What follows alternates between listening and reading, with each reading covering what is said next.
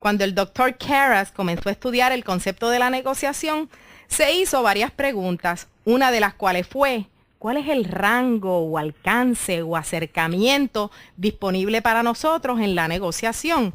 Y esta pregunta lo llevó a hacerse otra pregunta, la que se refería a otras culturas. ¿Alguno de ustedes ha tenido que negociar alguna vez con personas de otras culturas? Sí. Claro que sí. Y la pregunta es esta: ¿negocian ellos de la misma forma que nosotros? No, claro que no. Ellos han desarrollado ciertas características en sus estilos al negociar, y estas características son completamente distintas a las nuestras. Uno de los primeros grupos que el doctor Karras estudió en ese tiempo fueron los rusos. Él se dio cuenta que el acercamiento ruso al negociar se asemejaba mucho a la gran mayoría de las culturas del mundo, con la excepción de nuestra cultura occidental. Por ejemplo, él descubrió que los rusos en su gran mayoría tienden a permitirse mucho más espacio al negociar. En otras palabras, cuando están en el lado de compras, ellos comienzan con una oferta muy baja. Cuando están en el lado de ventas, ellos comienzan con una demanda muy alta. Supongamos que estás de visita en México y te encuentras conmigo. Y yo estoy vendiendo unos tapetes mexicanos de alta calidad, tejidos a mano. Y estoy consciente que el precio promedio de este tapete es entre 50 y 75 dólares. ¿Por qué comenzaría yo pidiendo por estos tapetes una cantidad tan alta como 300 dólares? ¿Por qué comenzaría yo tan alto? ¿Porque estoy loca o por qué? Exactamente, claro. O puede ser que tú hayas visto el mismo tapete en una tienda cercana a tu casa y dicho tapete estaba en precio de liquidación, digamos que por 750 dólares. Y en ese momento que ves el mío a 300, tú dices: ¡wow! ¡Qué robo! ¡Tremendo precio! ¿Cierto? O digamos que me regateas, como dijo Alex, me regateas el precio de 300 dólares y haces que yo te baje el precio a 180 dólares. En el momento que te retiras con ese tapete de alta calidad, tejido a mano, ¿cómo te sientes con ese precio? Claro que sí. Te sientes que has hecho el trato de la semana. Pero ¿cómo tú puedes poner a prueba o cómo yo puedo poner a prueba todas estas posibilidades si no me doy mucho más espacio al negociar? Otro ejemplo, digamos que estoy vendiendo una casa y la pongo a la venta por 500,000 dólares. ¿Cuántos de ustedes me ofrecerían 300,000 dólares por esa casa? Nadie, ¿verdad? Pero ¿por qué no? Si esto fuera una habitación llena de rusos, ¿cuántas ofertas de 300,000 dólares o menos ustedes piensan que yo hubiera recibido? Exactamente. Todo el mundo en la habitación me hubiera dado una cantidad mucho menor. Pero en nuestra sociedad occidental tenemos una mayor tendencia a querer empezar cercanos al precio final. ¿Y por qué es esto? Bueno, es nuestro sentido de ser justos, nuestro sentido de cooperación, nuestro concepto del tiempo y nuestra tendencia a ir directo al punto, al no querer perder tiempo. Todo esto que he mencionado juega un papel aquí, pero ¿existe algo éticamente erróneo en ofrecer 300,000 dólares por una casa que vale 500,000 dólares? No, claro que no. Y vamos a hablar acerca de muchos aspectos de la negociación y el concepto de la ética seguramente que va a surgir. Creo que ustedes van a descubrir que no hablaremos de nada que viole sus propios principios éticos. No es malo empezar con una oferta alta si eres el que vende o empezar con una oferta baja si eres el que compra.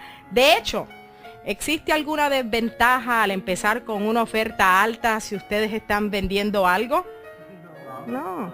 Ahora, ¿eso afectará lo que la otra persona va a ofrecer? Por supuesto que sí. Los rusos, al igual que los japoneses, también tienden a iniciar las negociaciones sin autoridad. Nosotros tenemos una actitud muy divertida y diferente hacia la autoridad. A nosotros definitivamente que nos gusta tener esa autoridad. Nosotros no solo queremos tener la autoridad, sino que queremos, ¿qué es lo que queremos hacer con ella? La queremos demostrar, esa autoridad. Exactamente. Y yo estoy convencida de que ustedes tienen mucho más poder en la negociación si en vez de preguntarte cuánta autoridad, yo quiero tener en esta negociación, te preguntaras cuánta autoridad no quiero tener en esta negociación. Porque existe una fuente muy grande de poder cuando limitas tu autoridad en una negociación.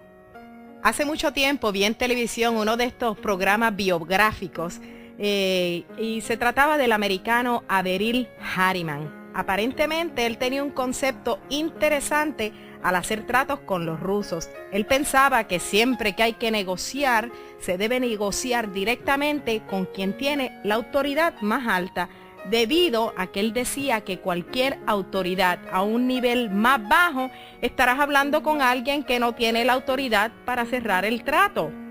Los rusos también tienden a ser más emocionales que nosotros cuando están negociando. ¿Alguno de ustedes ha estado en una negociación en donde alguien empieza a gritar? ¿O qué tal esto? Algunos de ustedes han estado en una negociación en el que alguien empezó a llorar. ¿Ah? Sí. ¿Y cómo te hace sentir esto? Cuando alguien comienza a llorar, ¡ay, Dios! Tal vez presioné mucho, quizás me debería retractar un poco, pero ciertamente esto demuestra la determinación de la otra persona en esta negociación, ¿cierto? Durante una negociación tienen que demostrar a la otra parte que ustedes realmente sienten lo que dicen.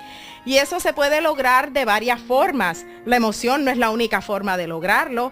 Puedes hacerlo en la forma en que concedes, el hecho de que provoques o no un estancamiento también puede lograrlo.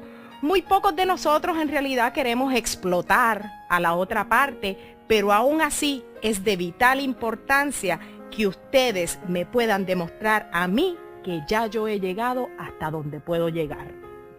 Se han realizado muchos experimentos en esta área, uno de ellos con la participación del mismo Dr. Karras, uno de ellos muy intrigante, el que les voy a describir en este momento.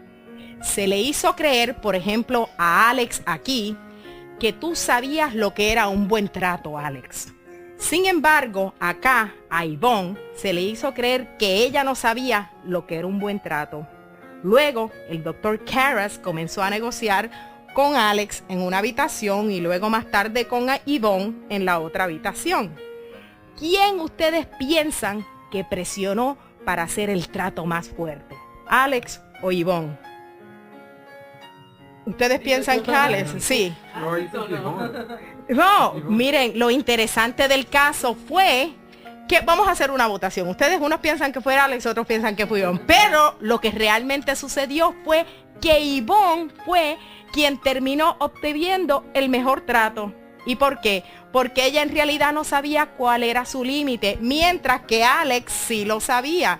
Él sabía lo que era un buen trato. ¿Y qué fue lo que hizo Alex? Alex presionó hasta únicamente llegar a ese punto y no mucho más. Pero sin embargo, Yvonne, que no sabía lo que era un buen trato, ella no sabía dónde parar y siguió presionando más y más.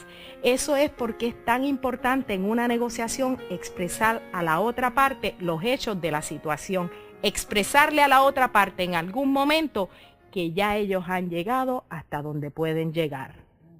Y no estoy sugiriendo que cuando vayan a una negociación vayan y empiecen a gritar. Aunque algunos negociadores lo hacen de vez en cuando. Pero ustedes deben de alguna manera ser capaces de mostrar su determinación en cualquier negociación. Tienen que demostrarle a la otra parte que este es tu límite. Es decir, hacerles saber que ellos están obteniendo un buen trato y que no pueden ir más lejos o más allá. De igual manera, esto tiene que ser hecho sin dar la impresión de que ustedes los están empujando contra la pared. Porque cuando ustedes hacen esto, terminarán obteniendo el peor trato. La parte encontrará una forma de renegociar cuando alguien se siente que tú lo estás empujando contra la pared. Sí. Y especialmente esto puede suceder, que nadie va a ganar si estás tratando en una relación a largo plazo. Los rusos tienden a ser más tacaños en su acercamiento a la negociación, y yo no digo esto en una forma despectiva, pero ellos tienden a ser más tacaños. Ellos te dicen cientos de veces que no antes de decirte que sí o antes de finalmente ceder.